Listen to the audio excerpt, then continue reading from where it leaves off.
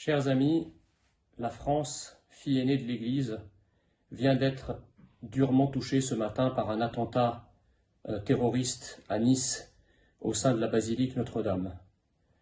Au-delà du symbole qui est en lui-même effrayant, une église, Nice, ville martyre, déjà lourdement touchée en 2016 par un attentat qui a fait 83 morts, est donc à nouveau frappée en son cœur ce matin avec un mode opératoire qui laisse pantois sur le sol national.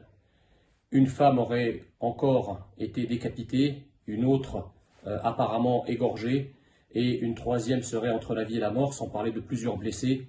Notre pays est donc attaqué depuis des années, mais avec des attaques qui non seulement s'intensifient, mais qui deviennent de plus en plus sanguinaires, de plus en plus abjectes. Évidemment, je présente toutes mes condoléances aux victimes de ces terribles meurtres, terribles assassinats, au nom d'une idéologie islamiste qui nous mène une guerre depuis plusieurs années maintenant. Évidemment, après la tristesse, il y a un profond sentiment de colère. La colère que depuis des années, notre pays est harcelé, harassé, martyrisé par des individus qui sont en notre sein, que nous accueillons ou qui sont des nôtres, et que rien n'est véritablement fait, ou en tout cas, ce qui est fait n'est pas à la hauteur de l'enjeu. Maintenant, il faut arrêter les bons sentiments.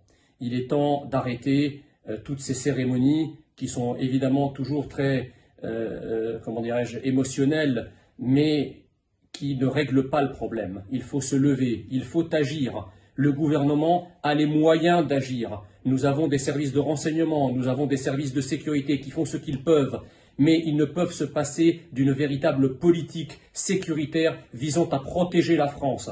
L'état de droit ne peut pas être un état qui couve nos ennemis, qui protège nos ennemis, qui nous oblige à les accueillir, qui nous force à les garder, alors que l'état de droit est une émanation du peuple français dont il est le protecteur et le garant des libertés.